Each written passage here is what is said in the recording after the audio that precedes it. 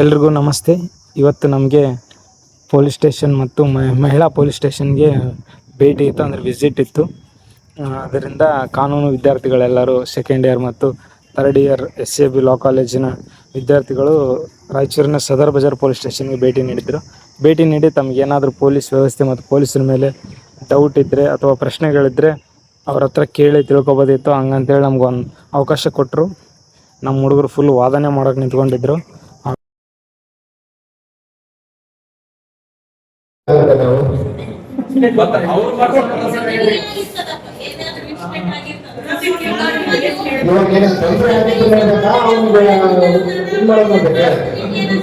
Sir but ಅವ್ರು ಮಾಡ್ಬೋದಲ್ಲ sir, ಒಡಿಸ್ಕೊಳ್ಳೋರು ಇವ್ರು ಮಾಡಿಲ್ಲ, ಅವ್ರು ಒಡಿಸ್ಕೊಳ್ಳೋರು ಮಾಡ್ಬೋದಲ್ಲ ಸರ್.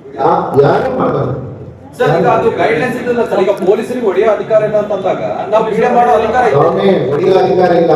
ಇವ್ರು ಒಳ್ಳೆಯವನಿದ್ದಾನೆ, ಹೊಡೆಯೋ ಅಧಿಕಾರ ಇಲ್ಲ. ಅಧಿಕಾರ ಅಂತ ನಾನು ಹೇಳ್ತಾ ಇಲ್ಲ ಸರ್. ಅಧಿಕಾರ ಇಲ್ಲ.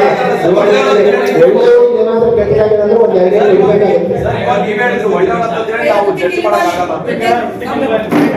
ಸರ್. ಇವಾಗ ಹೆಚ್ಚಿನ ಟ್ಯಾಕ್ಟಿಕ್ಸ್ ಯಾರು ಮಾಡ್ತಿರ್ತಾರೆ ಅಂದ್ರೆ ಅವ್ರು ಮಾಡಲ್ಲ, ಅಪರಾಧಿಗಳು ಮಾಡ್ತಿರ್ತಾರೆ, ಆರೋಪಿಗಳು ಮಾಡ್ತಿರ್ತಾರೆ. ಸೊ ಅಂತ ಸಂದರ್ಭದಲ್ಲಿ ಹೇಳಿದ್ರಲ್ಲ ಪ್ರಾಕ್ಟಿಕಲ್ ಇಡಿ. ಈಗ ನಾವು ಮಕ್ಕಳಿಗೆ ಬುದ್ಧಿ ಹೇಳಬೇಕಾದ್ರೆ ನಾವು ಎಷ್ಟು ಮಟ್ಟಕ್ಕೆ ಹೋಗ್ತೀವಿ,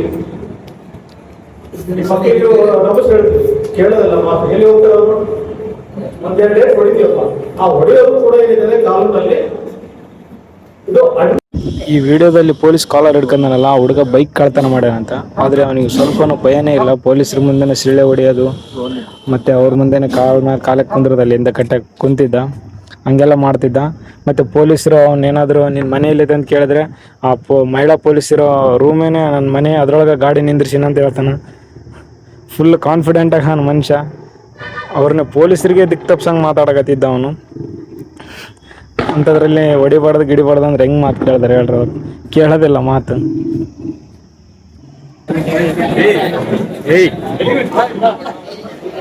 ಭಾಳ ತನಕ ಬಂದೆ ಏನು ಪೊಲೀಸ್ ಸ್ಟೇಷನ್ ನೀನು? ಕಂಡರ ಇಲ್ಲ ನಂಗೆ ಹೋಗಿ ಹೊಟ್ಟೆಗಿಸ್ಕೈತಲ್ಲ. ಇಲ್ಲಿ ನೋಡಿಲ್ಲಿ ಎರಡೆರಡು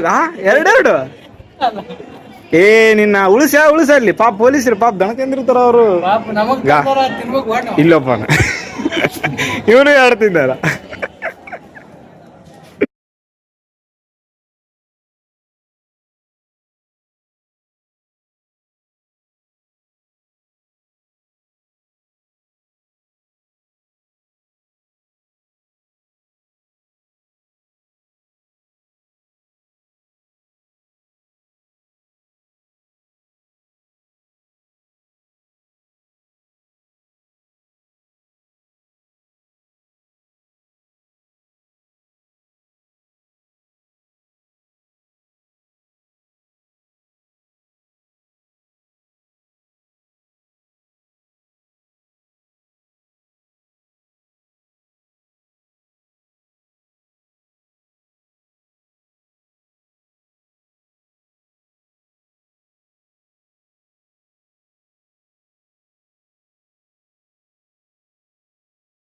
ಮತ್ತು ನಮ್ಗೆ ಹಂಗೆ ಜೈಲ್ ವಿಸಿಟ್ ಕೂಡ ಇತ್ತು. ನಾವು ಜೈಲೊಳಗೆ ಹೋಗಿ ಜೈಲಲ್ಲಿ ಕೈದಿಗಳನ್ನು ನೋಡಿದ್ವಿ. ಮತ್ತು ಅವರು ರೂಮ್ ಹೆಂಗವ, ಮತ್ತು ಅವರ ಅಡುಗೆ ಹೆಂಗೈತೆ, ಅವ್ರದ್ದು ಅಡುಗೆ ಮೆನು ಹೆಂಗೈತೆ, ಕಿಚನ್ ರೂಮ್ ಹೆಂಗೈತೆ, ಮತ್ತು ಅಲ್ಲಿ ವಾತಾವರಣ ಯಾವ ಥರ ಐತೆ ಎಲ್ಲ ನೋಡಿದ್ವಿ.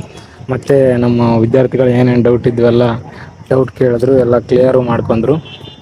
ಮತ್ತು ಹೊರಗಡೆ ಬಂದು ಫೋಟೋಸ್ ತಗೊಂಡ್ವಿ. ಮತ್ತು ಅಲ್ಲಿ ಜೈಲಿನ ವಾತಾವರಣ ಹೆಂಗಿರ್ತ ಅಂತ ನೋಡಿದ್ವಿ. ಮತ್ತು ಜೈಲು ಒಳಗೆ ಹೋಗ್ಬೇಕಾದ್ರೆ ನಮ್ಮ ಕೈಗೆ ಒಂದು ಸೀಲ್ ಹಾಕ್ತಾರೆ ಅವರು. ಯಾಕಂದರೆ ಯಾರು ಕೈದಿ ಯಾರು ವಿಸಿಟ್ ಮಾಡೋಕ್ಕೆ ಬಂದ್ರೆ ಅಂತ ಗೊತ್ತಾಗಬೇಕಲ್ಲ.